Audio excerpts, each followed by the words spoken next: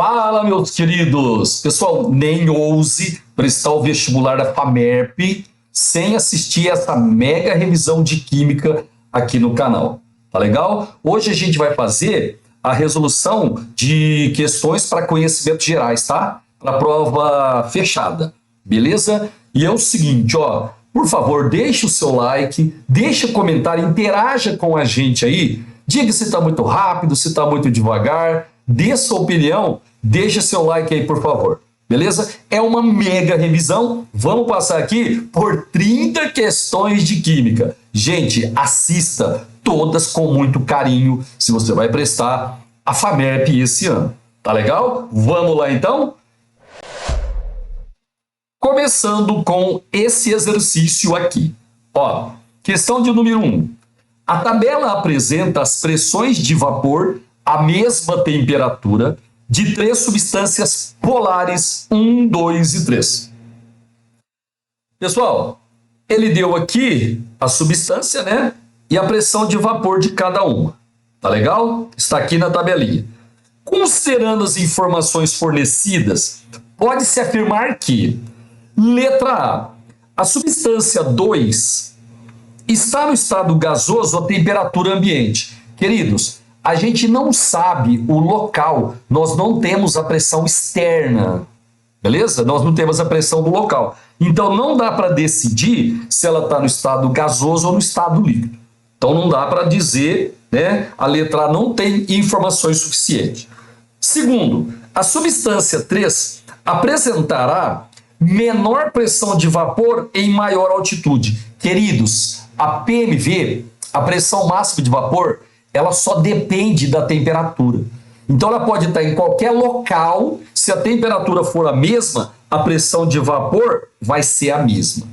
De boa, de boa? Agora só um detalhezinho, ó, dá para perceber que a substância 1, pessoal, ela tem menor pressão máxima de vapor. Lembrando que todos estão na mesma temperatura, tá? Então a substância 1, ela é a menos volátil. Ela tem menor pressão de vapor, ela formou menos vapor, ela é a menos volátil. E essa terceira aqui tem a maior pressão máxima de vapor, ela formou mais vapor, ela é a mais volátil. Certinho? Dá para concluir que essa 3 aqui, como ela é mais volátil, as moléculas estão interagindo, né, com uma força menor. Tá? Agora, a 1, como ela tem menor pressão máxima de vapor, a interação intermolecular é muito forte. Por isso que a gente produziu menos vapor. Por isso que tem menor pressão máxima de vapor. Olha o que ele fala na letra C. A substância 1 apresenta a maior intensidade de interações entre suas moléculas. Gente, perfeito, tá certo. Ó, a substância 1... ela tem a menor pressão máxima de vapor. Ela formou menos vapor. Tá? O líquido ele evaporou menos. Significa que as interações entre as moléculas são mais fortes. Aí você precisa dar mais energia para ela virar vapor. Tá ok? Então a resposta certa, sim. Letra C. De boa, pessoal? Deixa eu dar uma lidinha na letra D. A substância 1 apresentará maior temperatura de ebulição se for adicionada a essa certa quantidade da substância 2. Queridos, seguinte, as duas substâncias aqui, elas são voláteis, tá? Ok? Então, ela não vai apresentar maior temperatura de ebulição, porque a substância 2, ela não é um soluto não volátil, ela é mais volátil que a substância 1. Então a gente despreza a letra D. E a letra E? A substância 3 apresenta maior temperatura de ebulição. Não, né, pessoal? Se ela tem a maior pressão máxima de vapor, ela formou mais vapor, ela evaporou mais. Ela é mais volátil. Se ela é mais volátil, ela tem a menor temperatura de ebulição. Então, a letra correta para o exercício 1, letra C. Legal? Exercício de número 2. As fotocélulas são dispositivos utilizados como substitutos de interruptores que acendem as lâmpadas de uma casa ou de postes na rua. Esses dispositivos baseiam seu funcionamento no efeito fotoelétrico. Gente, esse efeito fotoelétrico foi descobrido por Einstein, tá? Como ilustrado na figura. Bom, o que é o efeito fotoelétrico descoberto por Einstein? Ó, se o material metálico recebe uma energia, uma radiação eletromagnética, esse material metálico, ele ejeta elétron. Você entendeu? Então, ó, o material recebe onda eletromagnética, radiação eletromagnética. Ele vai expelir, ele vai ejetar elétrons. Aí ele fala assim, ó, a equação química que representa o fenômeno ilustrado e a propriedade periódica relacionada a esse efeito são, respectivamente... Deixa eu lembrar uma coisa rápida com você aqui.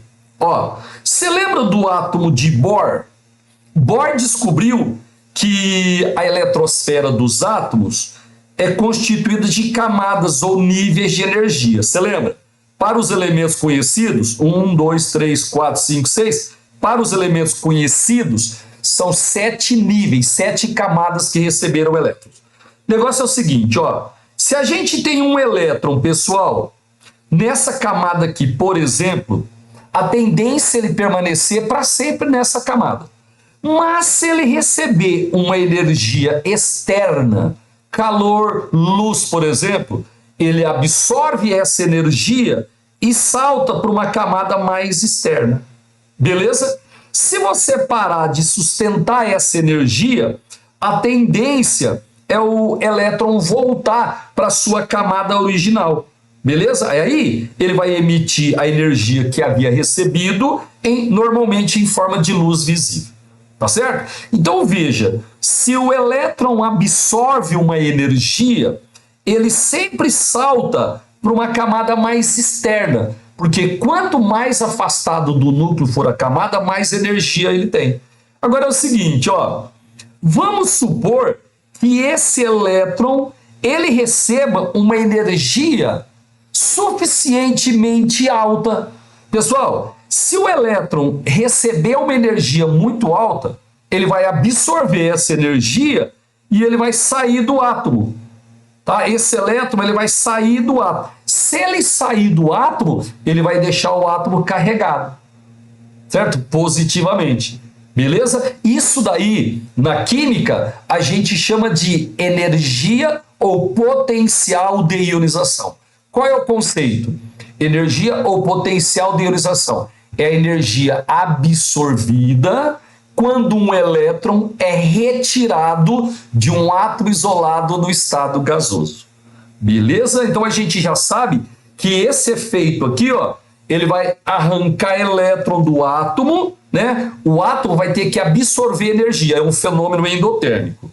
De boa? E o nome é energia ou potencial de ionização. Ó, já dá para tirar a letra E, porque ele falou afinidade eletrônica. Afinidade eletrônica é quando a gente põe um elétron no átomo. Nesse caso, a gente está arrancando o elétron do átomo. Aí nós temos o potencial ou energia de ionização. Ó, dá para tirar a letra D, dá para tirar a letra I. Certinho? Agora, queridos, é o seguinte, ó, a letra correta é a letra B. Por quê? Porque o átomo, ele vai absorver energia. Tá vendo aqui, ó? Tá entrando energia, absorveu energia. Se ele absorver energia, ele vai perder o elétron vai sair dele. Aí ele vira um cátion, pessoal. Na letra A tá virando um ânion. Não, ele vai virar um cátion. Então a resposta certa para o exercício 2 é a letra B. Esse fenômeno é a energia ou potencial de ionização, e a equação está mostrada aqui, tá bom? Ó, o átomo, ele recebe energia endotérmico, aí é arrancado um elétron dele, ele vira um cátion e aí sai o elétron que foi ejetado, vai embora esse elétron aqui. A letra correta é a letra B. Exercício de número 3 agora. O urânio 235, vou escrever aqui, ó, urânio 235, ao ser bombardeado por um nêutron, ó, um nêutron vai colidir com esse isótopo 235 do urânio. forma dois nuclídeos radioativos. Pessoal, forma o bário 144, certo? Que decai, ele está falando que o bário decai emitindo partículas beta. Então, ó, esse bário aqui, ele vai emitir partículas beta. Partícula beta, carga -1 e a massa desprezível. E ele produz um nuclídeo X, tá? Então, ó, forma dois nuclídeos radioativos, o bário e o nuclídeo X. Esse bombardeamento produz 3 novos nêutrons, pessoal. De boa? Ó, eu tô lendo e montando uma equação aqui, certinho? Que colidirão com outros núcleos de urânio, causando uma reação em cadeia. Gente, ele quer saber quem é o nuclídeo produzido pelo decaimento do bário, certo? E quem é esse nuclídeo X aqui. Tá legal? Vamos fazer o seguinte, ó. Vamos descobrir primeiro o nuclídeo X. Eu vou até apagar aqui, ó. Eu já sei que o bário, ele vai emitir uma partícula beta, né? Ele falou isso no texto, mas depois eu volto a mexer com isso daí. O negócio é o seguinte, eu vou chamar o número atômico do nuclídeo X de Z e o número de massa dele eu vou chamar de A. Para eu descobrir o Z e o A de X, eu vou balancear massa e cargas. Vamos primeiro balancear as massas, pessoal. Massa. Que massa que eu tenho à esquerda? 235 mais 1. Tá legal? Ó, à esquerda, a massa deu 235 mais 1. Vai ter que ser igual à direita. A direita vai ser 144 mais A mais 3 vezes 1. Pessoal, ó, aqui o nêutron é 1 e a gente tem 3 nêutrons. Legal? Se você fizer essa conta aqui, você vai achar que o A, peraí que eu já fiz aqui, o A é 89. Tá legal? Certinho? Bom, ó, é o seguinte, a identidade de um átomo é o número atômico dele. Para eu saber quem é esse nuclídeo aí, eu vou ter que descobrir o número atômico dele. Gente, só que é o seguinte, ó, eu já sei que a massa dele é 89, tá? Então, ó, já dá para tirar a letra A, já dá para tirar a letra C, já dá para tirar a letra D. Então, eu não vou precisar descobrir o número atômico dele. Por quê? Porque tanto na letra B quanto na letra E, ele, né, colocou que é o criptônio. Então, eu já sei que esse X é o criptônio. Entendeu? Eu vou economizar tempo, não vou precisar achar o número atômico dele. Eu já sei que é o criptônio. Agora, eu preciso descobrir... O que mais, hein? Quem é o nuclídeo produzido pelo decaimento do bário 144. Gente, vamos lá. Ó, bário 144. Legal? Ele vai emitir uma partícula beta, né? Ele fala aqui, ó, que decai emitindo partículas beta. Se ele emitir uma partícula beta, ele vai se transformar num outro elemento, pessoal, vou chamar esse novo elemento aqui, vou chamar de Y. Agora é o seguinte, ó, a FAMERP, ela dá uma tabela periódica. Para eu resolver esse exercício, eu vou ter que saber o número atômico do bário. Legal? Se você olhar lá na tabela que a FAMERP fornece, você vai ver que é 56. A partícula beta, -1, e o número de massa dela, 0. Ok? Eu vou chamar aqui de A', certo? Aqui eu vou chamar de Z', porque eu já chamei de A e Z lá em cima. Apesar de não ser uma prova aberta, né? Mas eu vou mudar aí. Agora eu vou balancear a massa e a carga. Pessoal, 144, aqui ó, é igual a 0 mais A'. Então eu já sei que esse A' é igual a 144. Dá para saber quem é o elemento? Pessoal, não dá para saber, porque a gente tem a massa. E para eu saber quem é o elemento, eu preciso do número atômico. Veja que ele colocou Césio 144 e Lantânio 144. Pode ser os dois.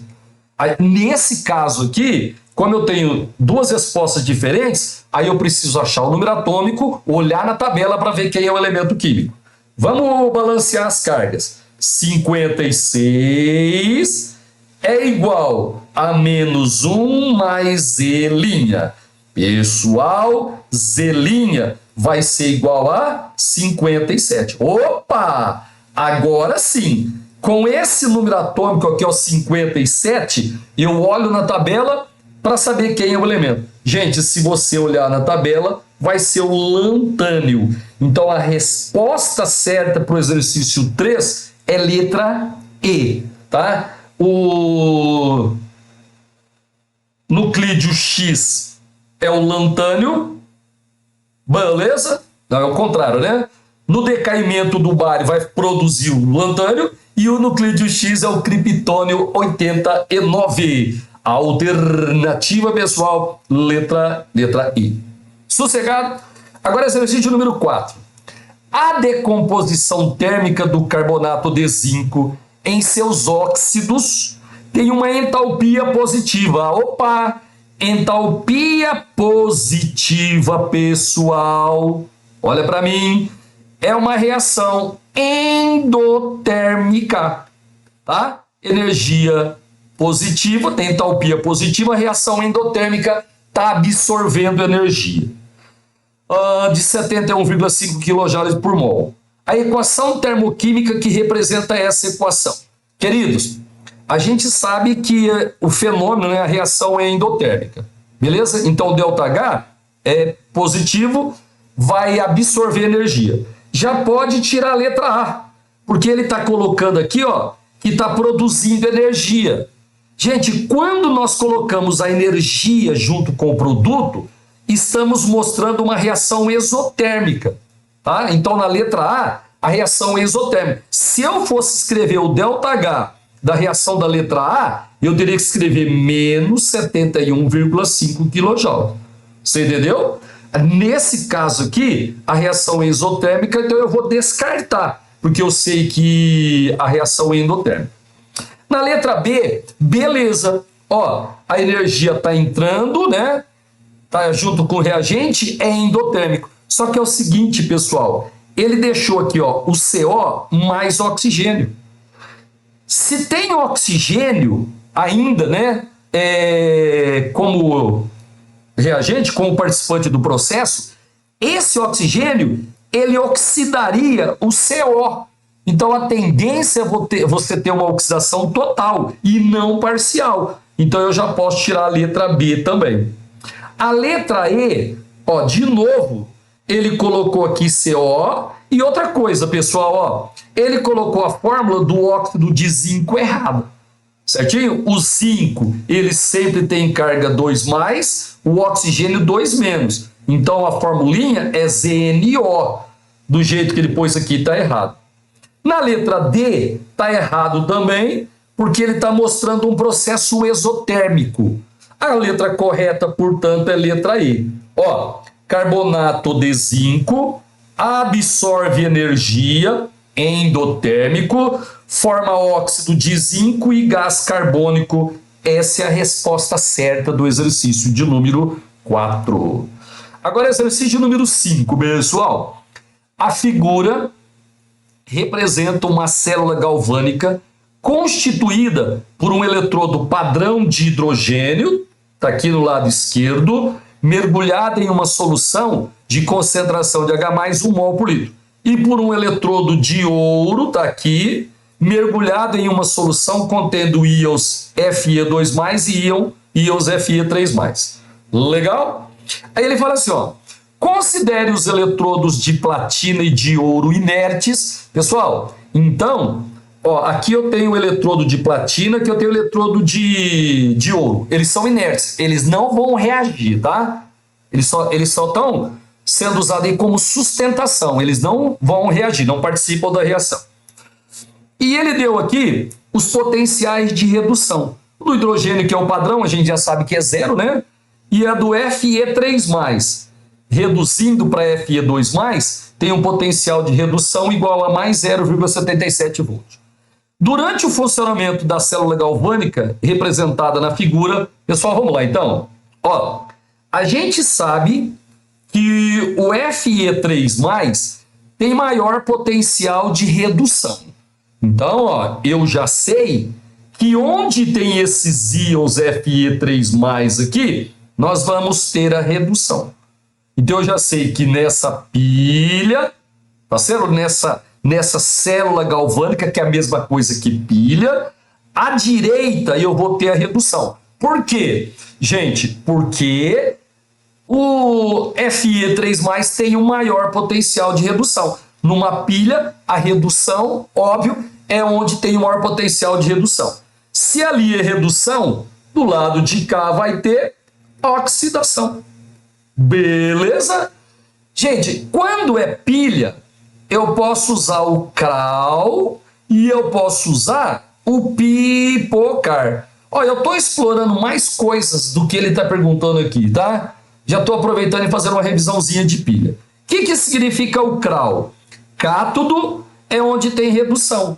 Então, a redução está acontecendo aqui na direita. Então, a gente vai ter aqui o cátodo dessa pilha. E o ânodo é onde tem oxidação. Aqui nós temos o ânodo da pilha. E o pipocar? Em pilha positiva é o cátodo. O cátodo é o polo positivo, o ânodo é o polo negativo. O que é oxidação? É uma doação de elétrons, oxidação, dação de elétrons. Então, os elétrons, eles vão sair, ó, oxidação está acontecendo aqui no eletrodo de hidrogênio. Então, os elétrons vão sair do eletrodo de hidrogênio e vão se encaminhar para o eletrodo de ouro. E aqui, no eletrodo de ouro, os íons Fe3+ vão sofrer redução e vão ser transformados em Fe2+. Beleza? Então, vamos ver aqui se tem uma resposta certa aí. Letra A. O gás hidrogênio atuará como agente oxidante. Pessoal, o hidrogênio está sofrendo oxidação. Onde tem oxidação é o agente redutor. Então está errado a letra A. Letra B. Os elétrons migrarão pelo fio de cobre no sentido do eletrodo de ouro. Gente, perfeito. Ó. No fio de cobre, os elétrons migrarão no sentido do eletrodo de ouro. Pronto, já descobrimos a resposta certa. Exercício de número... Que exercício que é esse? 5, alternativa letra B de bola. Pessoal, ele está falando que a DDP da pilha é mais 0,54, está errado. A DDP é o maior potencial de redução menos o menor. Vai dar mais 0,77. Letra D. Ocorre oxidação no eletrodo de platina. Na verdade, não é no eletrodo, né, de platina. A oxidação, ela acontece, pessoal, ela acontece no hidrogênio, né? Ele é só sustentação, beleza? Ocorrerá aumento da concentração de íons Fe3+, errado. Por quê? Porque ele está sofrendo redução. Ele vai ser consumido, vai diminuir a concentração dele. Então, exercício de número 5, queridos, alternativa letra B de bola. Agora, exercício de número 6. Um hidrocarboneto insaturado, ao sofrer oxidação com permanganato de potássio em meio ácido, produziu 3 compostos diferentes conforme a equação. Pessoal, o hidrocarboneto, sendo tratado com KMnO4, pera que saiu, ó, sendo tratado com KMnO4 e meio ácido. Opa! Quando você tem um hidrocarboneto e trata com KMnO4, pessoal, você está fazendo uma oxidação dele. Hidrocarboneto, principalmente os alcenos, eles sofrem 3 tipos de oxidação. Oxidação branda, oxidação enérgica e ozonólise. Nesse caso aqui, nós estamos fazendo a oxidação em meio ácido. Significa, pessoal, que tem muita energia. Então, trata-se de uma oxidação enérgica. Legal? Quando é oxidação enérgica, a gente quebra a ligação π e a ligação sigma, que está junto com a ligação π. De boa? Ele falou que produziu o ácido acético, mais esse ácido aqui, ó, que é o propano dioico, e mais gás carbônico. Ele quer saber quem é o hidrocarboneto. Vamos dar uma testada na letra A. Ô, gente, só um detalhezinho. Oxidação enérgica, normalmente a gente estuda para alcenos. Então a primeira coisa que eu vou fazer aqui é testar os alcenos. Vamos dar uma olhada na letra A. Como tem muita energia, vai romper essa ligação, vai romper essa ligação aqui. De boa? Então vai ficar assim, ó. Eu estou fazendo uma oxidação enérgica, porque o meio é ácido. Se eu quebrar a ligação π aqui, olha só o que vai sobrar. Queridos, CH3, tá aqui, ó, esse carbono aqui da pontinha, C, um pedaço da dupla. E aqui nós temos um H. Ó, esse carbono aqui, ó, ele tem um hidrogênio. Beleza? Mais, ó, quebramos aqui, mais C, esse carbono aqui, ó, C, pedaço da dupla. Tem um H nele, aqui tem um H também, ó. Aí depois a gente tem um CH2, e aí nós temos aqui nessa pontinha C dupla O. Opa, deixa eu tirar o O, já tô me adiantando aqui. Pedacinho e um hidrogênio. Mas, pessoal, aqui, ó, hora que quebrar, eu vou ter só um carbono nessa pontinha aqui. Eu vou colocar um pouco mais embaixo aqui, ó. C, pedaço da dupla.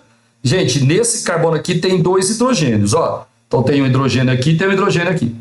Vocês entenderam o que eu fiz até agora? Como é a oxidação enérgica, eu quebrei o hidrocarboneto, né, no caso um composto que tem 2 insaturações, 2 duplas, eu quebrei passando no meio da ligação dupla. Quebrei, ó. Quebra porque tem muita energia envolvida. Oxidação, você vai colocar nos pedaços da dupla, você vai colocar oxigênio. Então colocamos oxigênio. Seguinte, se fosse uma ozonólise, por exemplo, ozônio mais água, você pararia aí, onde eu, né, estou. Só que é oxidação enérgica. Gente, na oxidação enérgica, se você obtiver cetona, não mexe mais. Mas na oxidação enérgica, se você obtiver aldeído, aldeído sofre oxidação muito facilmente. Ele vira um ácido carboxílico.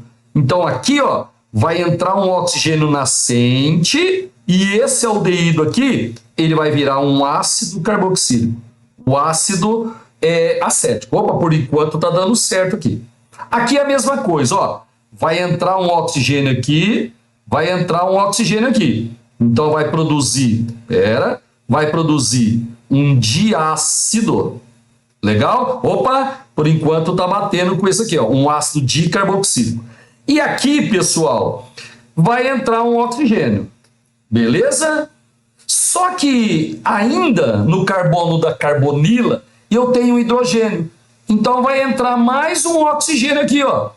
Oxidação enérgica, beleza. Só que se eu fizer isso, vai dar o H2CO3, que é o ácido carbônico. O ácido carbônico, ele é instável, se decompõe em CO2 mais água. Aqui, ó, CO2. Beleza? Gente, então já dá para saber que o hidrocarboneto aí é esse da letra A. Quando a gente faz a oxidação enérgica dele, nós produzimos esses 3 compostos aqui. Só uma diquinha. Na oxidação enérgica, quando produz CO2, é porque a dupla estava na ponta da cadeia. Então já daria para tirar a letra C, por exemplo, já, né? Porque não tem dupla na pontinha da cadeia. Eu tiraria já a letra D e a letra C, porque ele está pondo aqui tripla ligação. De boa? E aqui, ó, eu também tiraria, porque tem nas 2 pontas, né? Aí não ia produzir o ácido acético. Então a letra correta para o exercício 6, letra A. Pessoal, agora o exercício de número 7. Um resíduo de 200 ml de solução de ácido sulfúrico de concentração 0,1 mol por litro precisa ser neutralizado antes de descarte. Para tanto, foi utilizado o bicarbonato de sódio, conforme a equação. Ele quer saber, pessoal, a massa de bicarbonato de sódio necessária. É um cálculo estequiométrico, tá? Ele quer a massa de bicarbonato de sódio. Agora é o seguinte, ó, se eu tenho o volume da solução do ácido, pessoal, e eu tenho a concentração dele, dá para eu calcular o número de mols de ácido que eu preciso neutralizar, tá? Qual que é a formulinha de molaridade? Pessoal, é o número de mols do soluto sobre o volume da solução em litros. Deixa eu fazer uma molaridade mais bonitinha aqui. Ó, a molaridade é o número de mols do soluto sobre o volume da solução em litros. Então dá para eu calcular o número de mols do ácido fazendo uso dessa fórmula aqui. Entendeu? Só que se você quiser, pode fazer regrinha de 3 também. Pessoal, ele não está falando que a concentração da solução é 0,1 mol por litro? Então, se você tiver 1 litro, pessoal, da solução, ou seja, 1000 ml de solução, você vai ter 0,1 mol de soluto, de ácido, no caso H2SO4. Olha lá, ó, 0,1 mol por litro. 1 litro, 0,1 mol. Se eu tenho 200 ml da solução, o número de mols do ácido eu vou chamar de Na. Esse Na aqui, queridos, daqui para cá a gente dividiu por 5. Então 0,1 vai ser dividido por 5 também. Já fiz essa continha, meus queridos, dá 0,02 mol. Então eu já sei que eu vou descartar 0,02 mol. Aí eu quero saber a massa do bicarbonato que eu devo usar. Gente, cálculo estequiométrico. A primeira proporção que eu coloco é em mols entre as substâncias envolvidas. Então vamos escrever aqui, ó, 1 mol de ácido sulfúrico reage com 2 mols de bicarbonato, NaHCO3. Aqui eu vou deixar mol mesmo, porque eu tenho 1 mol do ácido. Gente, aqui eu vou passar para massa, porque ele quer que eu calcule a massa. Eu vou calcular a massa molar do bicarbonato de sódio. 23 do sódio, mais 1 do hidrogênio, mais 12 do carbono, mais 3 vezes 16 do oxigênio. Querido, já fiz essa continha aí, dá 84 gramas por mol. Beleza? Então, para neutralizar o mol do ácido, eu preciso de 2 vezes 84 gramas do sal. Só que eu quero neutralizar 0,02 mol do ácido, certinho? Aí a massa de bicarbonato eu vou chamar de M. Gente, eu já fiz essa continha aqui. Essa massa M dá 3,36 gramas. Isso está na letra E. Exercício 7, alternativa letra E. Exercício de número 8 agora. Gente, considere a tabela que apresenta propriedades físicas das substâncias 1, 2, 3 e 4. Solubilidade, condução e assim vai. Ele quer saber onde eu tenho uma substância iônica. Vamos lá então? Ó, o 1, pessoal, ele é immiscível em água. Não se dissolve em água. Ele não conduz corrente elétrica em solução aquosa. Mas ele conduz no estado líquido. Gente, isso daqui é metal. Esse 1 aqui é um metal. Metal, ele não dissolve em água, portanto, ele não vai conduzir corrente elétrica em água, ele nem vai se dissolver. Os metais, eles conduzem corrente elétrica ou no estado sólido ou no estado líquido. Então, eu já sei que esse 1 aqui é um metal. Agora, o 2, ele é miscível em água. Ele conduz corrente elétrica em solução aquosa e quando ele está liquefeito, pessoal, esse composto aqui é um composto iônico. Beleza? Os compostos iônicos, quando você dissolve em água ou quando você liquefaz, você dá liberdade aos íons, eles sofrem dissociação. Então, eles vão conduzir corrente elétrica em água ou quando estão liquefeitos. Agora, o terceiro, ele se dissolve em água, ele é miscível em água. E ele conduz corrente elétrica em solução aquosa, mas liquefeito não. Então esse composto aqui, ele é molecular, pessoal, eletrólito, tá certo? Ele poderia ser um ácido, tipo assim, HCl. Ó, HCl é molecular, ele se dissolve em água. Ele conduz corrente elétrica se você tiver água, porque ele vai sofrer ionização. Mas ele puro no estado líquido, ele não vai conduzir. Tá bom? Agora, o quarto, ele é miscível, mas ele não conduz corrente elétrica nem em solução aquosa, nem quando está liquefeito. Então, esse composto aqui, ele é molecular também, não eletrólito. Gente, isso daqui poderia ser um açúcar. Ó, se você colocar um açúcar em água, ele vai dissolver, mas ele não vai conduzir corrente elétrica, tá? Ele não conduz nem em água, nem se você colocar no estado líquido, nem se você liquefizer. Então, o único composto iônico aqui, ó, é o composto 2. Onde está o composto 2? Na letra A. Certo? Ó, que exercício que é esse mesmo? O oitavo, letra correta, letra A. Gente, exercício de número 9. Uma solução de hidróxido de sódio apresenta pH igual a 9. Ele quer saber a concentração de íons hidroxilas nessa solução. O negócio é o seguinte, ó, se o pH é igual a 9, eu vou tirar aqui o POH, pessoal, é igual a 5. Porque se o KW é 10 elevado a menos 14, pH mais o pOH tem que dar 14. Sem problemas? Aí a gente vai lembrar, ó, a concentração de H+ em uma solução é sempre 10 elevado a menos o pH. Lembra disso?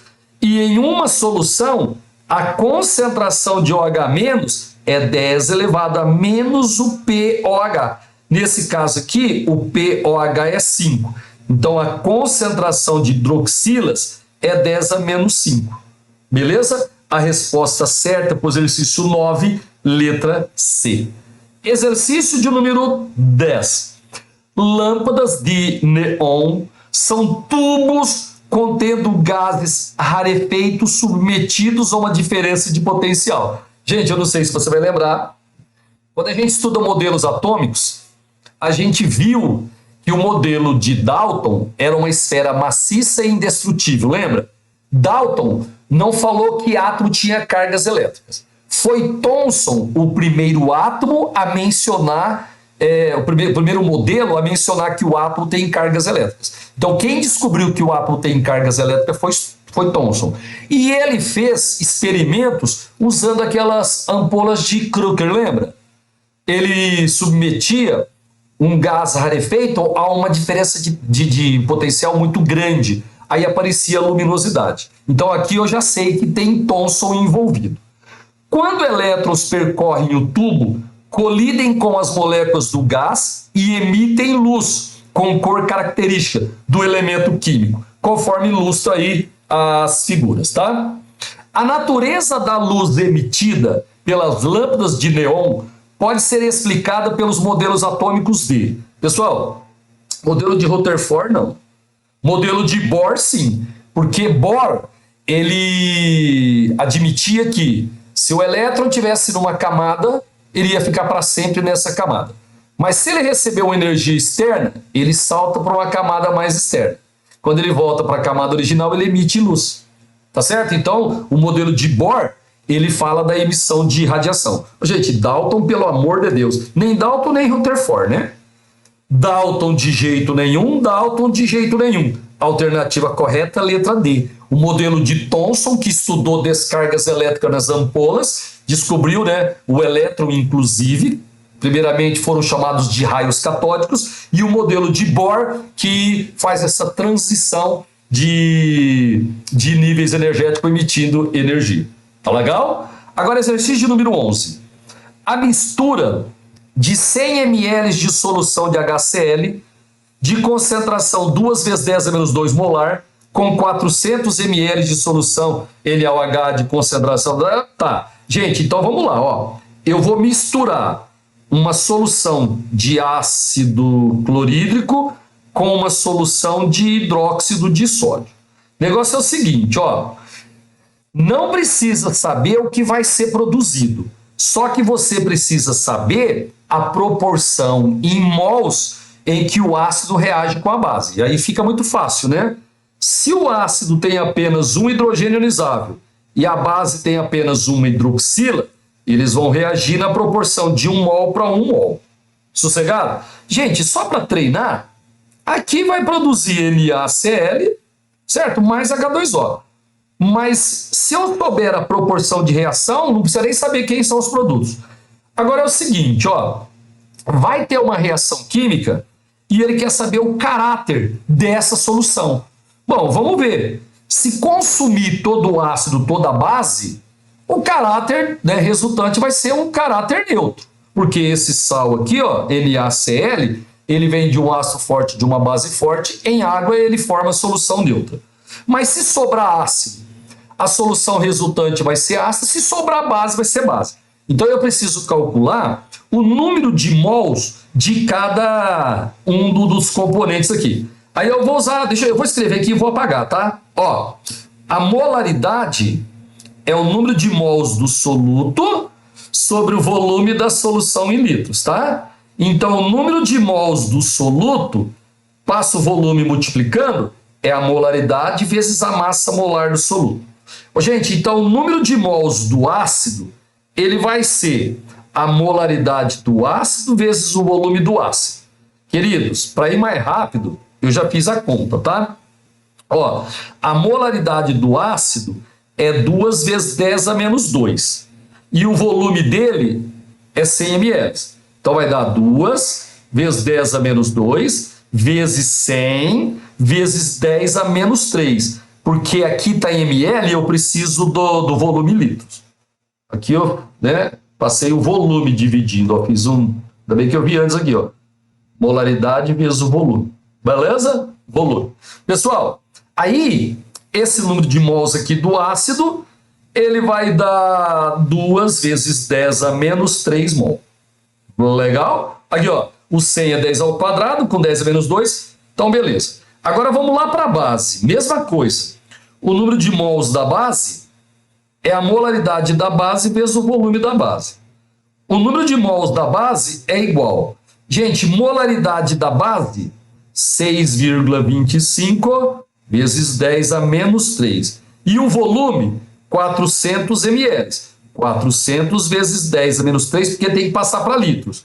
Queridos, eu já fiz essa continha aqui, exercício 11. Essa continha aqui, ela dá 2,5 vezes 10 a menos 3 mol. Bom, é o seguinte, o ácido e a base reagem na proporção de 1 para 1. Só que eu tenho mais base do que ácido. Gente, então eu já sei que o meio vai ser básico. Já pode tirar a letra A, já pode tirar a letra D e a letra E. O meio vai ser básico. Agora eu preciso calcular o pH. O negócio é o seguinte, ó. O pH vai ser básico porque está sobrando base. Qual é o número de mols da base em excesso, queridos? Me ajude. Aqui é 2 vezes 10 a menos 3. Eles reagem na proporção de 1 para 1. Então aqui vai reagir 2 vezes 10 a menos 3. Como eu tenho 2,5, vai sobrar meio vezes 10 a menos 3 mol de base. Vocês entenderam? Certo? Aí eu vou calcular a molaridade da base em excesso. Gente, qual que é a formulinha para calcular a molaridade? Número de mols, no caso da base em excesso, pelo volume em litros. Quantos mols eu tenho da base em excesso? Queridos, 0,5 vezes 10 a menos 3. Eu estou juntando, olha aqui para mim, ó, 100 ml de uma solução com 400 ml de outra. Gente, é óbvio, vai dar 500 ml. Então, o volume final, 500 ml, meio litro. Aí você cancela, ó. Portanto, a molaridade da base em excesso, pessoal, vai dar 10 elevado a menos 3 molar. Agora é o seguinte, ó, a concentração de OH-, você lembra, é o número de hidroxilas vezes o grau de dissociação da base, deixa eu limpar aqui, certo? Vezes a molaridade da base. Beleza? Então, a concentração de OH- vai ser... O NaOH só tem uma hidroxila. Ela é uma base forte e ele não deu o alfa. Considera 100%. 1. E a molaridade da base é 10 a menos 3. Então, gente, a concentração de OH- é 10 a menos 3. Portanto, POH vai ser 3. Se o POH é 3, o pH vai dar 11, porque sempre a soma dá 14. Letra C para o exercício de número 11. Agora, exercício de número 12, queridos. Paciência, hein? Tem que aprender direitinho isso daqui. Considere as equações químicas, estão aí em equilíbrio. Considerando X um dos compostos químicos presentes nas equações citadas, a expressão da constante de equilíbrio Kp, representada por 1 sobre P de X, descreve corretamente o equilíbrio representado na equação. Gente, ó, deixa eu fazer aqui a expressão do Kp, do equilíbrio 1, para você lembrar.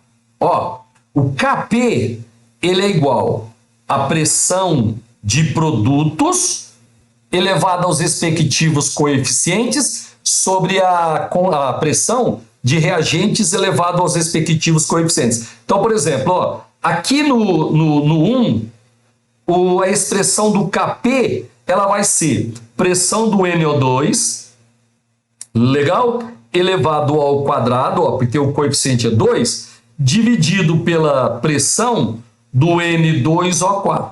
Gente, então o 1, ele não tem essa representação aqui. De boa? Agora é o seguinte, ó, já vou te dar uma diquinha. Você viu que o Kp dele é 1 sobre a pressão de um componente. Pessoal, se ele pôs 1 no numerador, significa que não tinha produto gasoso. Você entendeu? Quando não tem produto gasoso, a gente coloca o número 1. Então, por exemplo, ó, o 2 aqui pode ser, porque ele não tem produto gasoso. Então, vamos determinar o Kp para o item 2. Vamos lá. Kp é igual. Olha aqui para mim.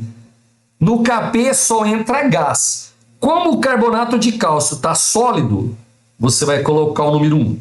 Legal? O óxido de cálcio é sólido, ele não vai ser colocado. Quem vai ser colocado é só o CO2, porque ele é gasoso.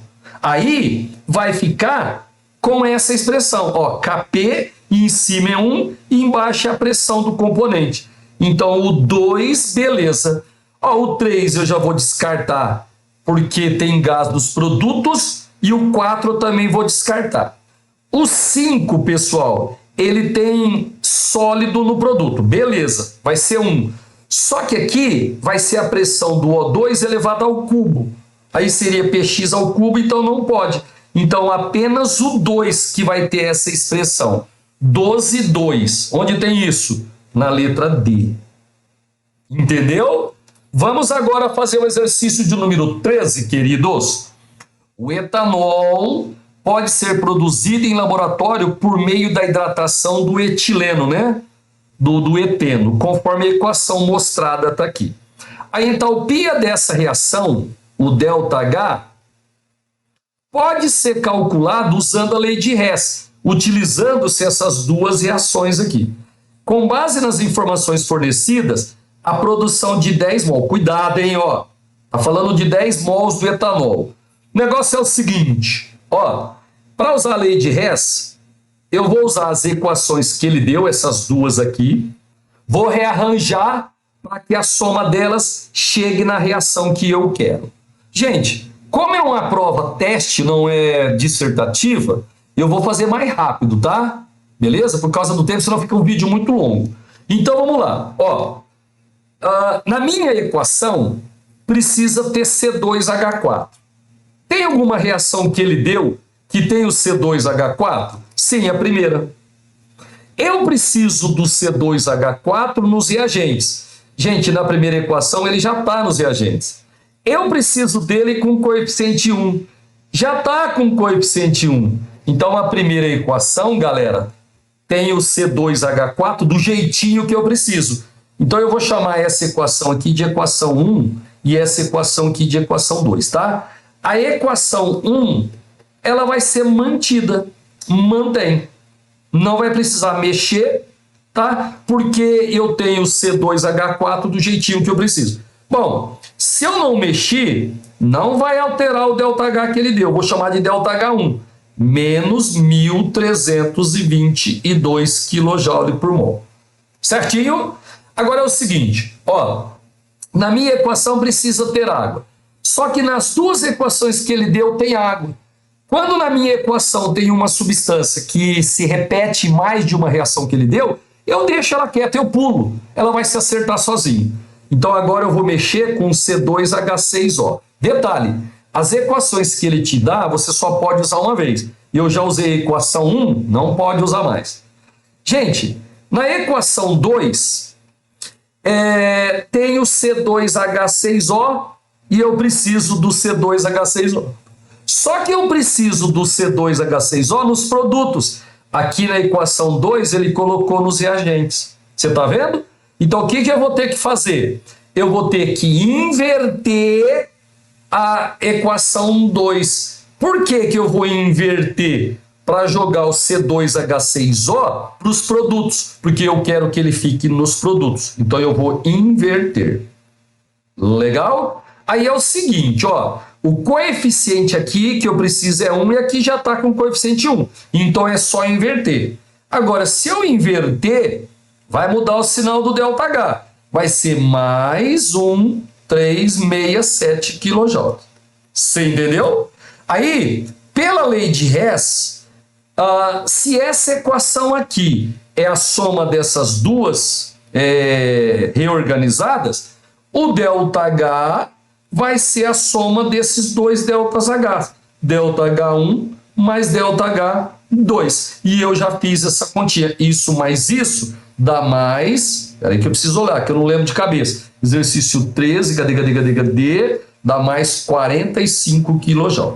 Só que é o seguinte, esse 45 kJ aqui é para produção de 1 mol de etanol, ó, 1 mol, legal? Só que ele quer para 10, então é só multiplicar, então ó, para 10 mols, é só multiplicar, vai dar mais 450 kJ, mais significa que absorve endotérmico, exercício 13, alternativa letra D. Agora, exercício número 14. O iodo é um elemento relativamente raro, cuja forma elementar I2 é produzida a partir de suas espécies iônicas encontradas, pessoal, etc. Tá? Ele deu aqui uma equação 1 e uma equação 2. Aí ele fala assim, ó. De acordo com os processos descritos, o elemento iodo sofre. Gente, ele quer saber o que vai acontecer com o iodo na equação 1 e na equação 2. Deixa eu ver onde tem aqui as equações. Vou ter que usar aqui mesmo. Vamos calcular o NOx do iodo nas equações 1 e 2. Vamos lá então. Ó, aqui, vou fazer uma bolinha maior. Aqui eu tenho o potássio, família 1A, que é sempre mais 1. Portanto, o iodo vai ter NOx menos 1. Aqui, o iodo, galera, está numa substância simples. E 2 é uma substância simples. Em toda substância simples, o elemento tem NOx igual a 0. Então, a gente sabe que na equação 1, o iodo está sofrendo oxidação, porque o NOx dele está aumentando. Agora, vamos calcular o NOx do iodo no iodato, galera. Vou fazer aqui no cantinho, ó. IO3 menos. O oxigênio é menos 2 vezes 3 menos 6. Quando a substância é neutra, a soma de cargas tem que dar 0. Quando é um íon poliatômico, a soma tem que dar a carga. Então aqui vai ser mais 5 com menos 6, vai dar menos 1. Como só tem o iodo, aqui o iodo é mais 5. Beleza? E aqui, de novo, eu tenho o iodo numa substância simples, é 0. De mais 5 para 0, o NOx diminuiu, então na equação 2 o iodo está sofrendo redução. Então o iodo na equação 1 é oxidação, na 2 é redução. Letra E. Exercício, qual que é esse aqui? Exercício 14, alternativa letra E. Bem de boa esse exercício. Pessoal, exercício de número 15 agora. Amostra das substâncias cloreto de potássio, cloreto de amônio, foram colocadas separadamente, e não necessariamente nessa ordem, em tubos contendo água, identificados de 1 a 4. Cada sistema formado foi submetido a teste de condutividade elétrica e pH. Os resultados foram reunidos na tabela a seguir. Bom, é o seguinte, ó, vamos trabalhar com cada um aqui. Pessoal, primeiro o KCl, cloreto de potássio. Ele é um sal iônico. Em água, ele vai sofrer dissociação, ele vai conduzir corrente elétrica. Então, ele conduz corrente elétrica. Certinho? Outra coisa, ele é um sal. Um sal em água pode dar caráter ácido, básico ou neutro. Esse sal aqui, ele veio de uma base forte, o KOH é uma base forte, e ele veio de um ácido forte, que é o HCl. Queridos, quando um sal vem de uma base forte de um ácido forte, o pH dele vai ser neutro, pH igual a 7. Certinho? Agora a gente vai fazer o cloreto de amônio. Ele também é um sal. Se você colocar em água, ele vai sofrer dissociação. Ele conduz corrente elétrica. Agora é o seguinte, ó. O NH4OH é uma base fraca. E o HCl é um ácido forte. Se o sal veio de uma base fraca de um ácido forte, ele vai apresentar caráter ácido, então o pH dele é menor que 7. A parte forte é que determina o pH, pH menor que 7. Depois ele colocou o clorofórmio. Gente, o clorofórmio, ele apresenta uma solubilidade muito pequena em água. Basicamente, ele é insolúvel em água. Insolúvel. Só detalhezinho, todo sal com metal da família 1A e amônio, eles são solúveis em água. Então, esses dois aqui são solúveis e o clorofórmio, ele é praticamente insolúvel. E um detalhe, né, galera? Se você colocar o clorofórmio em água, ele não vai liberar nem H+, nem H-. Então, o pH dele vai ser igual a 7. Se você medir o pH, vai ser o pH da água. Né? Nesse caso aqui, né, é o próprio pH da água. E depois a gente tem a sacarose, C12H22O11. Gente, a gente sabe que a sacarose ela é solúvel em água. Certo? Ela é solúvel. Só que ela não ioniza nem dissocia. Certo? Então, ela vai ficar na forma de molécula, então ela não conduz corrente elétrica. Não conduz. E o pH vai ser também o pH da água, né? Porque não vai alterar a concentração de H+ ou H-, o pH vai ser 7. Lembrando que aqui não vai conduzir também, né? No clorofórmio não conduz, porque você não tem a presença de íons. Certinho? Então vamos lá, gente, ó. O único insolúvel aqui é o clorofórmio. Então o 2, que vai formar um sistema heterogêneo, esse 2 aqui seria o clorofórmio, o HCCl3. Eu já sei que o 2 é o clorofórmio. Então já dá para tirar a letra B, já dá para tirar a letra D, já dá para tirar a letra I. Ó, o 2 é o clorofórmio. Por que que eu sei que é o clorofórmio 2, galera? Porque é o único sistema heterogêneo que produziu. Agora, o 1, meus queridos, ele tem pH ácido. Se a gente voltar lá, pH ácido, pH menor que 7, é o cloreto de amônio. Tá certo? Então, o cloreto de amônio, ele é homogêneo, porque o sal é solúvel, ele conduz corrente elétrica, porque ele vai sofrer dissociação, e ele tem caráter ácido, tem pH menor que 7, porque ele veio de um ácido forte de uma base fraca. Então, já dá para saber que a letra Letra B. Tá certo? Aí o terceiro, o sistema é condutor de eletricidade. Então não pode ser o açúcar é o último, ele não conduz. Então realmente a letra A para o exercício de número 15. Agora exercício 16, pessoal. O fenol é uma substância de caráter ácido pequeno, mas é caráter ácido, viu? Que sofre ionização de acordo com a equação.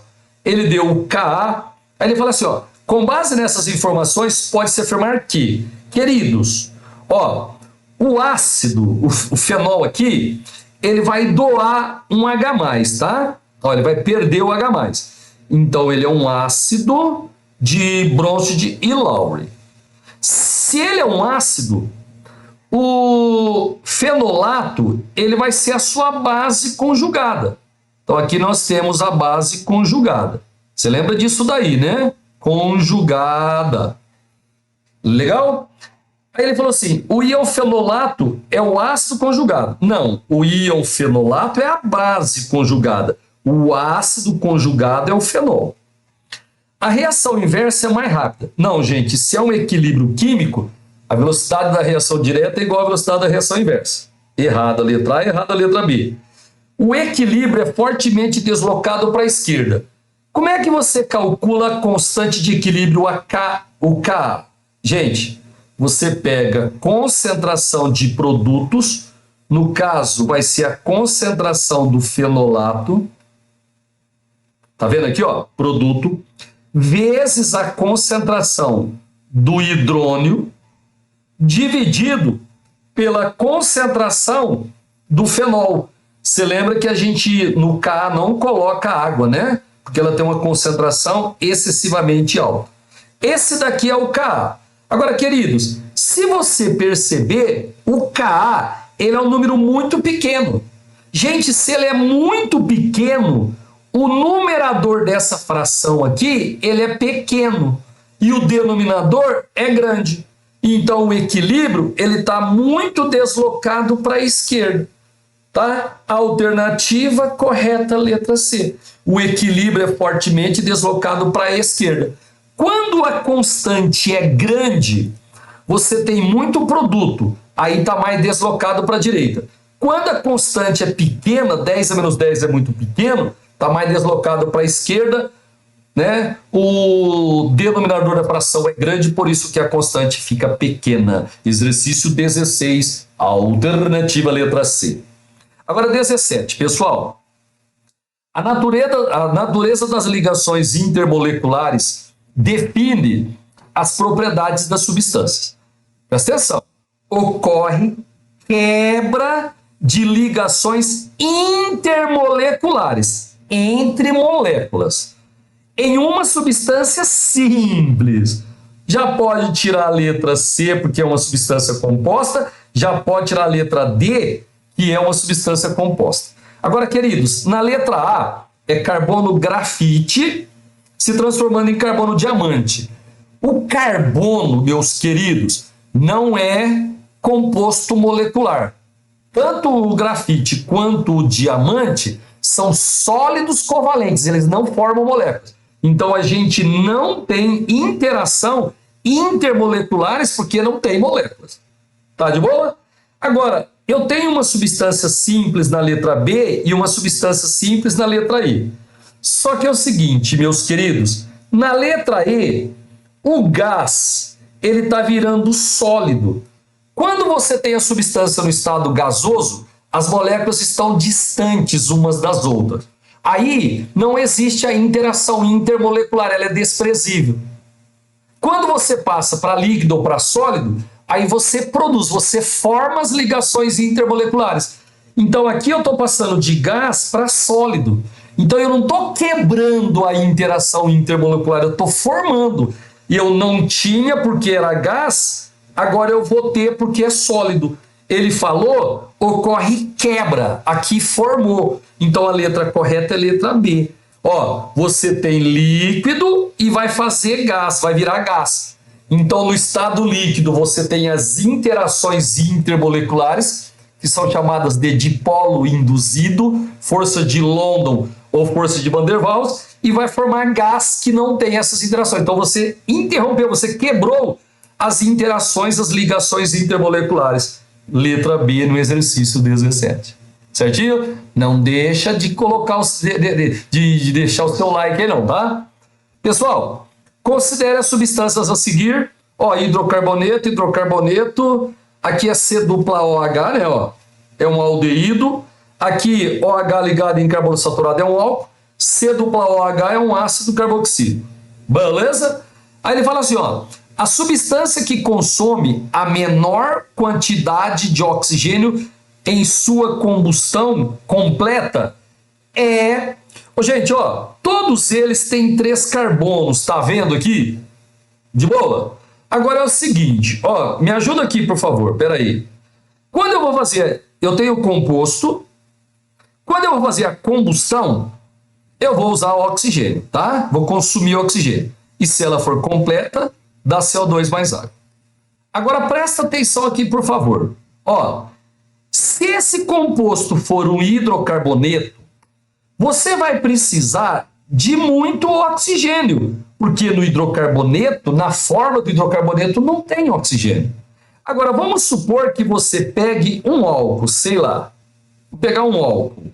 Gente, no álcool, a gente já tem o oxigênio. Aqui, ó, na hidroxila já tem oxigênio. Quando o composto começar a se quebrar, ele vai liberar oxigênio, esse oxigênio da hidroxila. Aí esse oxigênio, ele vai ajudar a fazer a combustão, entendeu? Então, o composto que já tem oxigênio, ele vai precisar de menos oxigênio do ar, porque ele vai liberar oxigênio que ele tem na sua estrutura para ajudar a fazer a combustão.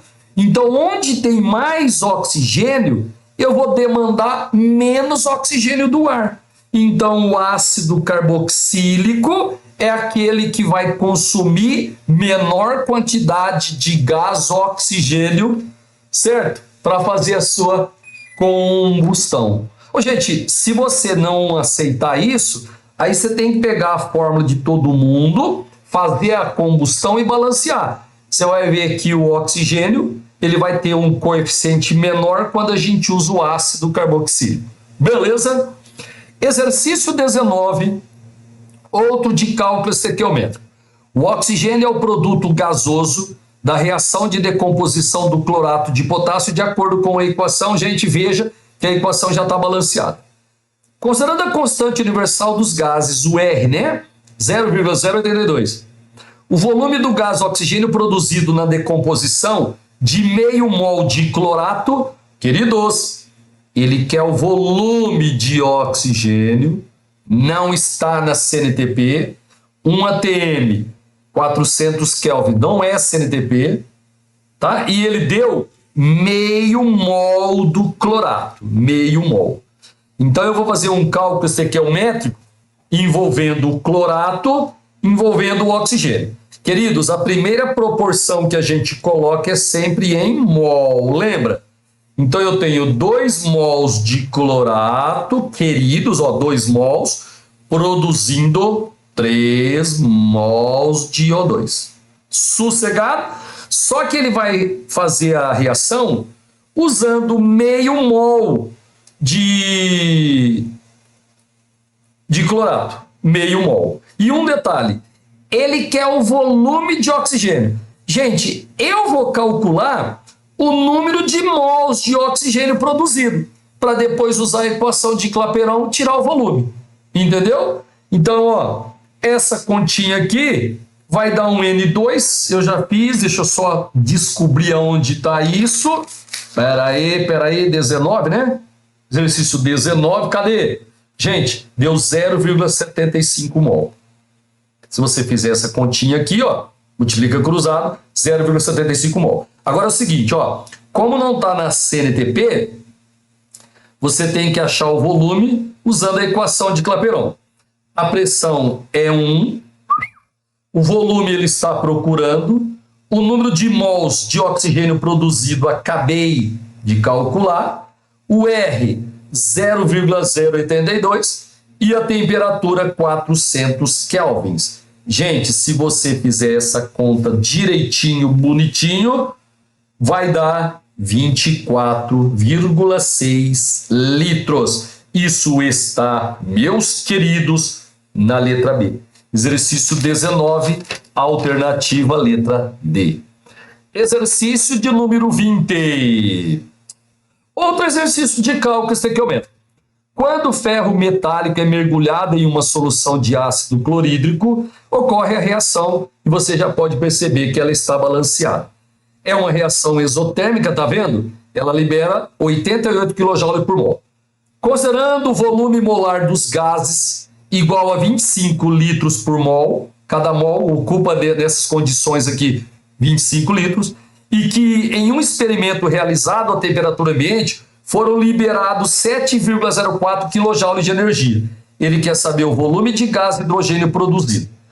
Queridos, quando libera 88 kJ de energia, olha aqui, ó, quando libera 88 kJ, produz 1 mol de gás hidrogênio. Produz 1 mol de gás hidrogênio. Você está vendo lá na equação? Beleza? Só que ele falou que num experimento liberou 7,04 kJ. Então, nesse caso, o número de mols de hidrogênio eu vou chamar de N. Legal? Esse N aqui, queridos, é só multiplicar em cruz. É 7,04 vezes 1 dividido por 88. Já fiz essa continha, isso daqui dá 0,08 mol. Ok, queridos? Só fazer essa regra de 3. Agora é o seguinte, ó. Eu não preciso usar a equação de Clapeyron, porque ele deu o volume molar nessas condições. É o seguinte, se eu tenho 1 mol de qualquer gás, ou seja, hidrogênio, por exemplo, o volume ocupado vai ser 25 litros. Olha lá, ó, 25 litros por mol. Só que a gente tem 0,08 mol de hidrogênio. Aí o volume eu vou chamar de V, certo? Esse V é 0,08 vezes 25. Gente, isso daqui dá 2 litros. Certinho? A letra correta, exercício 20, letra D de dado. Exercício de número 21. A matriz de transporte do Brasil está centrada em rodovias, sendo que a principal fonte de energia nos veículos que utilizam esse modal é derivada do petróleo. No entanto, grande parte desse combustível fóssil é constituído por moléculas de cadeia muito longas, inviáveis para o uso como combustíveis automotores. Quando a gente faz a destilação do petróleo, tem algumas moléculas que são muito grandes e aí elas não podem ser usadas como combustíveis. As refinarias, assim, contornam esse problema transformando as cadeias longas em moléculas menores, pertencente à fração mais consumida, por meio de um processo químico chamado... Pessoal, quando você pega uma molécula grande e quebra essa molécula em moléculas menores, sem a presença de oxigênio, você chama isso de cracking, ou pirólise, ou craqueamento. Como a gente usa um catalisador, craqueamento ou cracking catalítico. Certinho? Então, cracking ou pirólise é o nome do processo.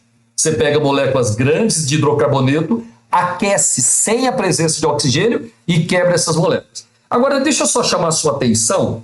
Ó, se você pegar um hidrocarboneto de cadeia normal, ele não vai ter uma qualidade boa como combustível. Os hidrocarbonetos ramificados, fechados ou aromáticos, eles têm uma qualidade melhor como combustível. A reforma catalítica, ela transforma hidrocarbonetos normais em hidrocarbonetos ramificados para melhorar a qualidade do combustível. Então, cuidado, ó, são duas coisas. A reforma catalítica, ela pega hidrocarboneto normal, que não tem uma qualidade boa como combustível, e ramifica para aumentar a qualidade dele como combustível.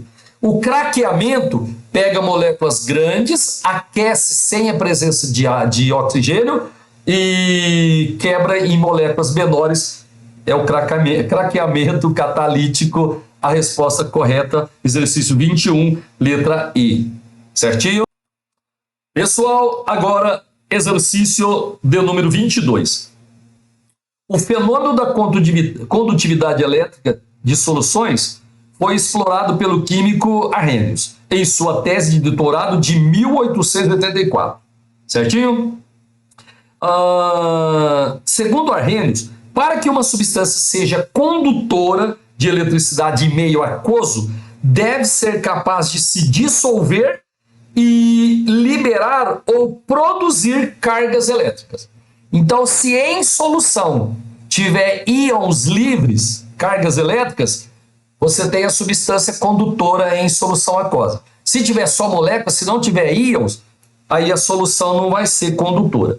Esse comportamento químico, pessoal, essa condução de corrente elétrica em meio aquoso é observado nas substâncias. Na letra A é o metanol. Gente, metanol, os álcoois, eles não ionizam nem dissociam em água. Então, o álcool não conduz corrente elétrica em água.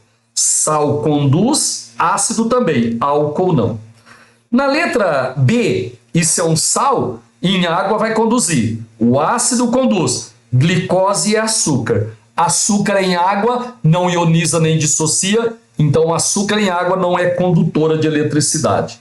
Na letra C, sal conduz, ácido conduz, base conduz. Essa é a letra correta. Na letra D, esse aqui é um ácido carboxílico, vai conduzir. Isso aqui é um sal, vai conduzir. Gente, isso aqui é um aldeído. Aldeído não ioniza nem dissocia, aldeído não conduz corrente elétrica em água. Aqui na letra E nós temos o etanol, um álcool não conduz, o ácido conduz, o sal conduz. Então, aquele que tem todo mundo conduzindo, letra C. 23. Acefato é o nome de um inseticida de fórmula molecular C4H10NO3. Gente, ele já deu aqui a massa molar, graças a Deus. Indicado para aplicação em culturas de algodão, soja e feijão. A formulação recomendada para uso é de 0,75 a 1 quilo, cuidado, dissolvido em 300 a 400 litros de água. Assim, a concentração em mol por litro da solução mais diluída desse inseticida.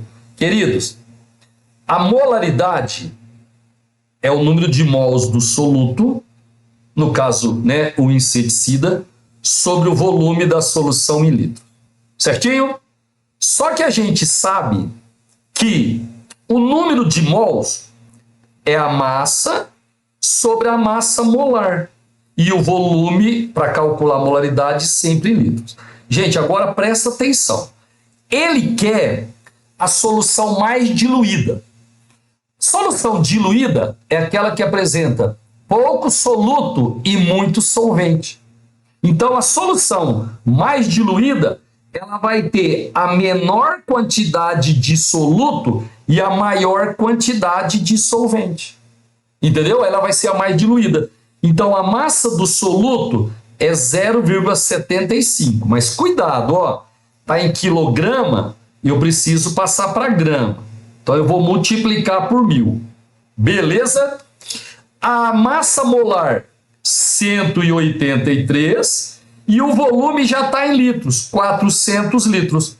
Queridos, se você fizer essa continha, e eu já fiz, vai dar 0,0102, certo? Isso daqui é aproximadamente 1 vezes 10 a menos 2 mol por litro, e isso está na letra D, pessoal. Exercício 23, alternativa letra D, bem de boa esse exercício. Lembrando que solução diluída tem pouco soluto e bastante solvente. Exercício de número 24. O geraniol é um álcool terpênico insolúvel em água, naturalmente encontrado nos óleos essenciais de citronela, gerânio, limão de rosas, entre outras espécies vegetais. Sua molécula contém um grupo funcional álcool, 2 carbonos terciários e 18 átomos de hidrogênio. Ele quer saber quem é o composto. Eu repeti as fórmulas aqui. Pessoal, então, olha, ó, apresenta o grupo funcional álcool. Querido, isso aqui é um aldeído, ó. Isso aqui é um fenol. OH ligado diretamente na benzene, que é fenol. Então, esse daqui é álcool, esse aqui é álcool, esse aqui é álcool. Ele falou que tem 3 carbonos terciários. Gente, esse carbono aqui é terciário, ó. Esse carbono aqui é terciário. Ele disse que tem quantos? Tem 2 carbonos terciários. Então, por enquanto, pode ser esse. Esse carbono aqui é terciário, ó. Deixa eu colocar um Tzinho aqui. Terciário, terciário. Beleza? Esse daqui é um carbono terciário. Esse daqui é um carbono terciário. Beleza, então, ó, ele falou que tem 2 terciários, pode ser. Gente, esse carbono aqui, ele é terciário, ó, esse daqui. Esse daqui, cuidado, ó, ele é também terciário. Tá ligado em 1, 2, 3, terciário. Então, esse aqui também pode ser. De boa, de boa? Só que agora eu preciso contar quantos hidrogênios tem. Vamos lá. Ó, aqui são 3. Aqui são 3. Aqui tem 1.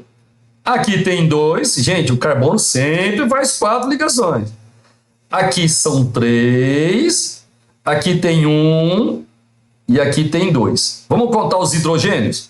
3, 6, 7, 8, 9, 10, 11, 12, 13, 14, 15, 16, 17, 18. Pronto, já sei que é o composto 3. Gente, o composto 3 está na letra D. Que exercício que é esse? 24, alternativa correta, letra D te dado. Agora, exercício de número 25. O flúor 18 é um radioisótopo utilizado em diagnósticos de câncer, com meia-vida igual a 110 minutos. Lembrando que meia-vida é o tempo decorrido para que metade da massa do elemento radioativo se desintegre. Então, esse elemento, a cada 110 minutos, a concentração dele cai pela metade, a massa dele cai pela metade. Produzido a partir da reação, gente, ele deu uma equação aí. Ele quer saber quem é esse X, legal? E a porcentagem que resta depois de 5,5 horas de sua produção. Então, vamos lá, ó. Eu vou chamar o número atômico de X de Z e o número de massa dele eu vou chamar de A. E eu quero saber quem é esse X aqui. Vamos balancear massa, vamos balancear carga, pessoal. Que massa que eu tenho à esquerda? 20 mais A. E a direita? 18 mais 4. Aqui, ó. 18 mais 4. Gente, aqui vai dar 22. Se eu passar o A para cá negativo, esse A vai dar 2. Então, eu já sei que a massa de A é 2. Agora, vamos balancear as cargas. Me ajuda. A esquerda é 10 mais Z. E a direita vai ser 9 mais 2. Aqui, ó. 9 mais 2. Gente, a direita dá 11. Passa o 10 dividido, não, né? Negativo. O A, opa, que é Z, né? O Z, ele vai ser igual a 1. Z igual a 1. Portanto, esse isótopo X aqui, ele tem número atômico 1 e número de massa 2. Pessoal, número atômico igual a 1 é o hidrogênio. Hidrogênio.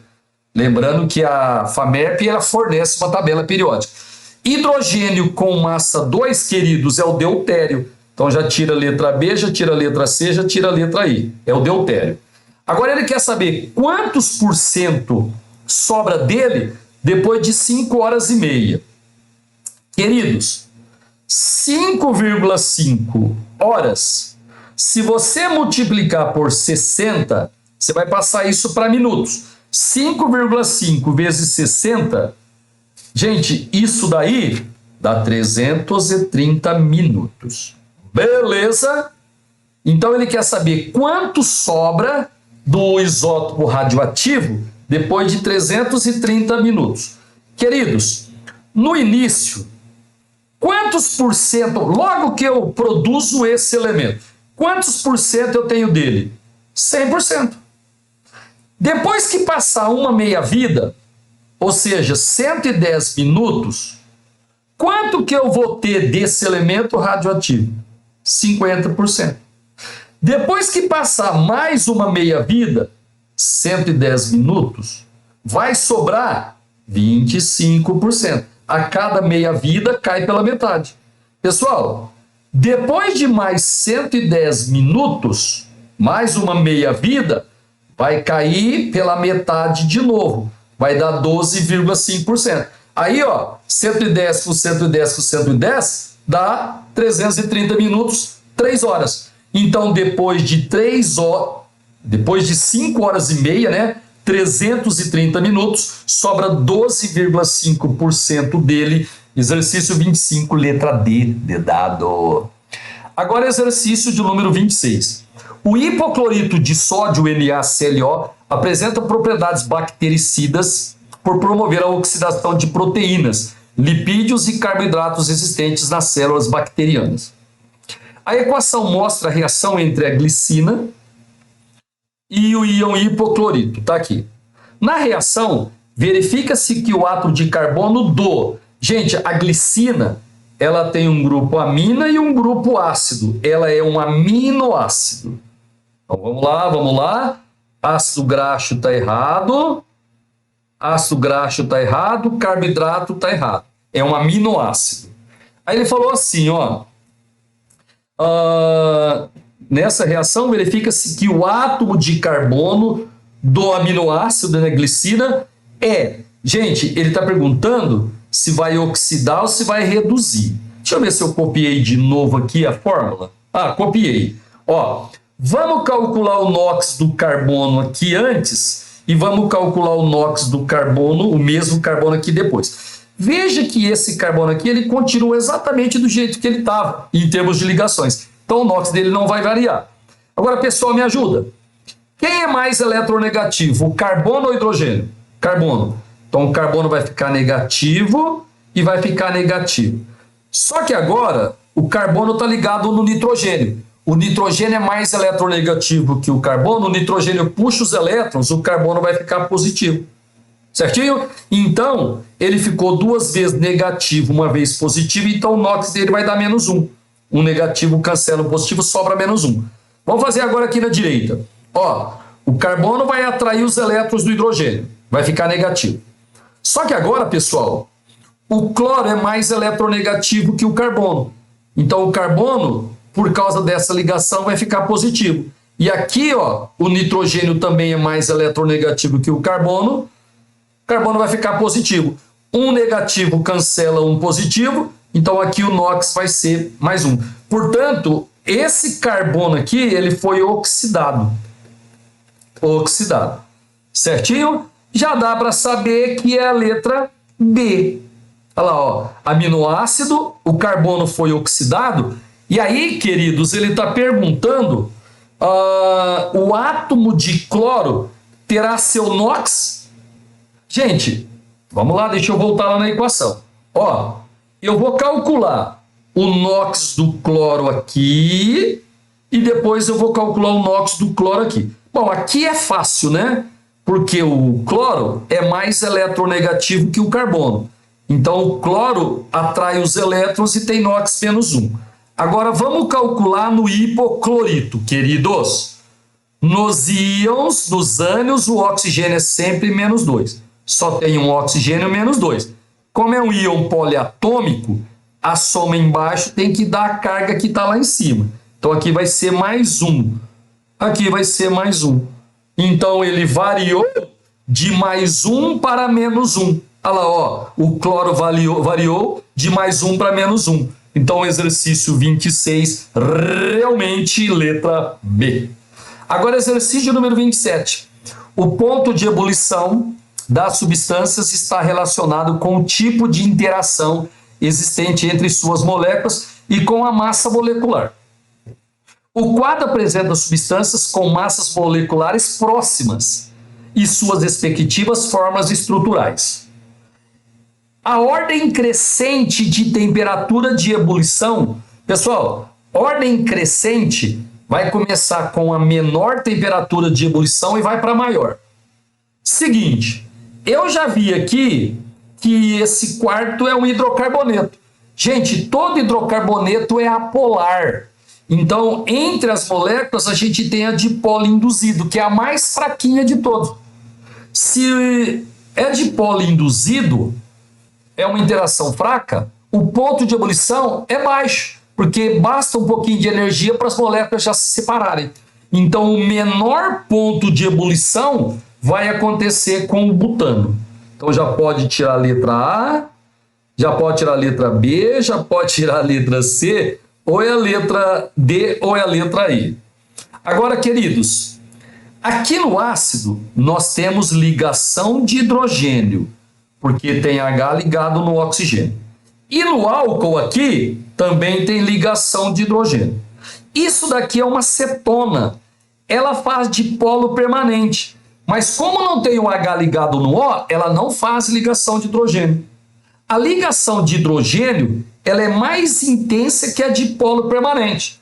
Então, depois do hidrocarboneto, é a butanona que vai ter o maior ponto de ebulição. Tá certo? Pronto. Já dá para saber que é a letra E. Certinho? Detalhe. O butano é o que tem o menor ponto de ebulição, porque ele é o hidrocarboneto e apolar. Aí depois vem a acetona, porque não faz ligação de hidrogênio. Agora, gente, um detalhezinho. Ó, o álcool e o ácido, eles fazem ligação, os dois fazem ligações de hidrogênio. Só que é o seguinte, ó, no álcool eu só tenho esse polo aqui. No ácido eu tenho dois polos. A molécula é mais polar. E tem mais um detalhe. Em ácidos carboxílicos, como a gente tem um polo assim muito forte, esse grupo funcional é muito polarizado, é muito comum uma molécula do ácido atrair outra molécula. Chama-se molécula dímera. Então, em ácidos carboxílicos, é normal a gente ter moléculas dímeras. Então, a massa dobra. Como a massa dobra, aumenta o ponto de ebulição, né, da espécie. Então, quando você tiver um ácido carboxílico e estiver comparando o ponto de ebulição dele com qualquer outra função, o ácido carboxílico ele vai ganhar, porque ele forma as moléculas dímeras. É muito polar. Ácido é muito polar, então você vai ter, né, a maior ponto de ebulição. Então, exercício 27, alternativa letra E. Queridos, exercício de número 28. Segundo a teoria das colisões efetivas cinética-química, para que uma reação ocorra é necessário que as moléculas dos reagentes colidam umas com as outras com orientação espacial adequada e energia mínima. É aqueles choques efetivos, né? Assim, qualquer alteração no meio reacional que interfira nesses dois fatores modifica a velocidade da reação. Beleza? A figura mostra o sistema reacional gasoso 1, tá aqui, submetido a modificações que proporcionaram os sistemas 2 e 3. Gente, ele quer saber o seguinte: considerando que as moléculas existentes nesses sistemas reajam entre si, as relações entre as velocidades V das reações do sistema 1 e 2 e dos sistemas 1 e 3 são respectivamente.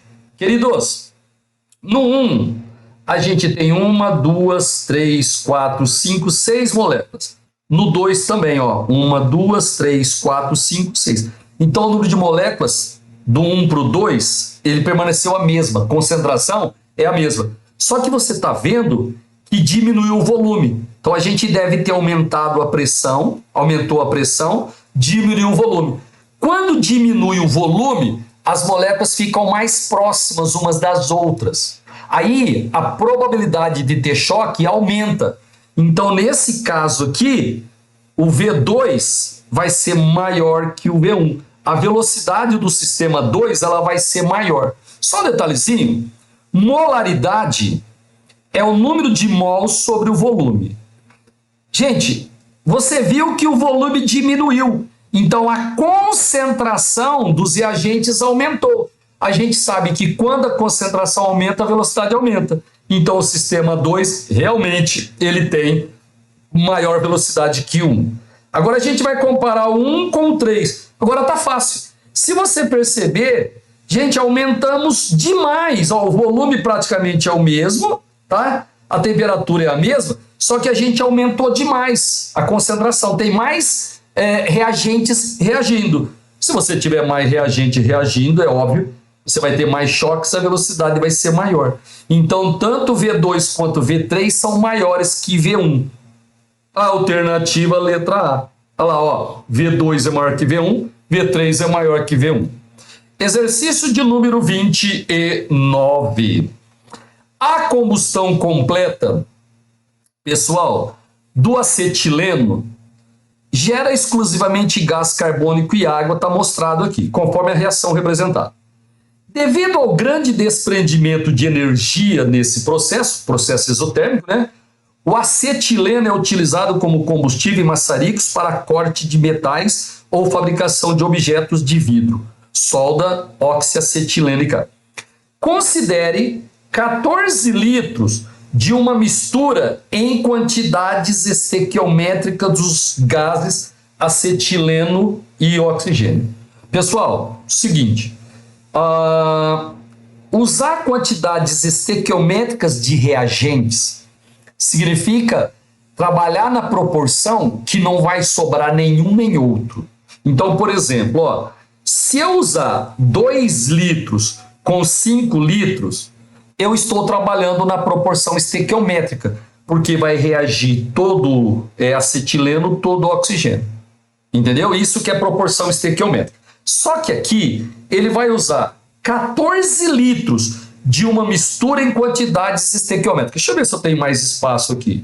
Tenho, pessoal. Então vamos fazer o seguinte, ó. Vamos colocar aqui 2 experimentos. Experimento 1. No experimento 1, eu vou supor que eu tenha... deixa eu te contar uma coisinha. Ó, esses coeficientes aqui, queridos, são chamados de coeficientes estequiométricos e ele mostra para a gente a proporção em que as substâncias reagem em mol. Então, ó, 2 mols de acetileno reagem completamente com 5 mols de oxigênio, produz 4 mols de CO2, 2 mols de água. Certinho? Agora, pela lei de Gay-Lussac, numa reação química, mantido as mesmas condições de pressão e temperatura, se você tiver gases, esses coeficientes aqui, eles também indicam proporção em volumes. Então eu posso dizer que 2 litros de acetileno reagem estequiometricamente com 5 litros de oxigênio e produz 4 litros de gás carbônico. Gente, a água é gás, desculpa, é líquida, tá vendo? Então, para ela, eu não vou poder colocar 2 litros. É só para gasosos. Certinho?